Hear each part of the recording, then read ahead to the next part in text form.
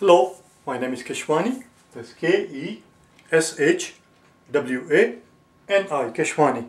I have been solving data sufficiency problems for GMAT out of this book here, GMAT Review, the official guide, 12th edition.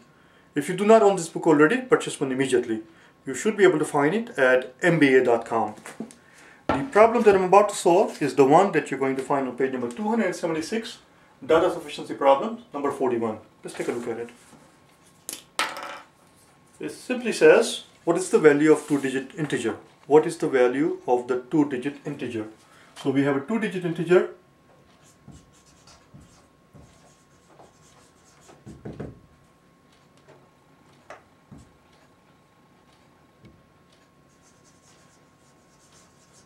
We have a two-digit integer. Question is,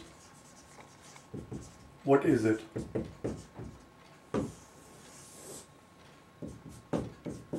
Let's see what they give us in the first statement.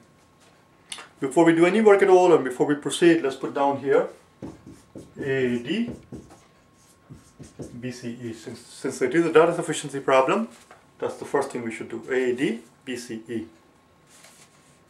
What does the first statement say? It says, we already know that's a two-digit number because they tell us. First statement tells us that the sum of the two digit is 3. Well, that narrows down the scope quite a bit actually. If the sum of the two digit has to be 3, then the two-digit number cannot be any other thing. For example, it cannot be 47 because the sum of the digit is not 3. If the sum of the digit is 3, it's got to be either 1, 2, or 2, 1, or 3, 0. That's it. And the other possibility, of course, is 0, 3. But 0, 3 is not a two-digit number. It's a one-digit number. 0, the leading 0 does not count. So this is not a two-digit number. This is a one-digit number. So there are only 3 possibilities here.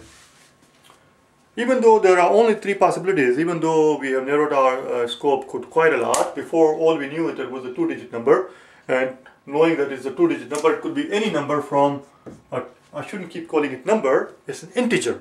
A big difference, it's language counts, it's an integer. We know it's a whole number is what I meant to say. So before we knew that we have a two-digit whole number, a two-digit integer, and that's all we knew. And based on that, the scope was all the way from 10, that's the two-digit number, all the way to 99. It could be two-digit integer, it could be any one of these. Now first statement tells me that the sum of the two digits has to be 3. So out of all of these numbers, all of a sudden, 1 through 99 are 99 integers, and since we are not counting the first 9 because they are all one-digit integer, that tells me that 10 through 99, we have 90 possibilities. 90 possibilities based on that. Two-digit integer. There are 90 two-digit integers. All of a sudden we have narrowed down our scope from 90 to 3. But it does not tell us what exactly is it. Is it 12? Is it 21? Is it 30? We cannot tell. It could be any one of those 3. So the first statement by itself is not enough. That tells us that the answer cannot be A, nor can it be D. Let's look at second statement. What does the second statement tell us? It says this two-digit integer that we're talking about, it tells us that it is divisible by 3. The integer is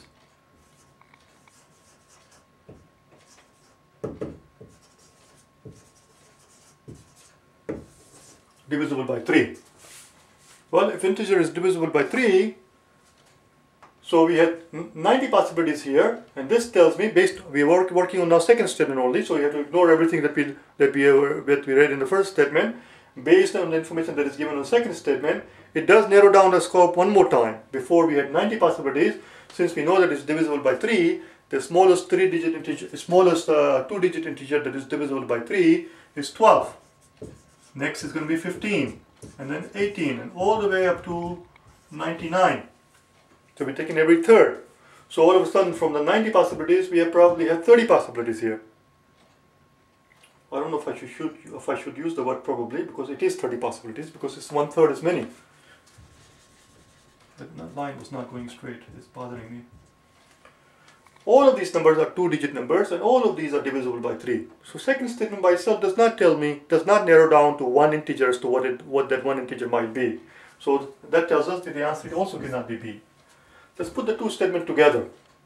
First statement tells me that what is the first thing? The sum of the digit is 3. Based on the fact that the sum of the digits is 3, that tells me it's either 12, 21 or 30. Second statement tells me that it is divisible by 3. But if you put the second statement together with the first one, you will find all of a sudden the second statement actually worthless. Why? Because it turns out that all of these three numbers are divisible by 3. So even though that I know that the integer is divisible by 3, it really doesn't add anything to our knowledge, because they were all divisible by 3 anyway. So we started out with 3 possibilities in the first statement. When we put down the information from the second statement, we are still down to 3 possibilities.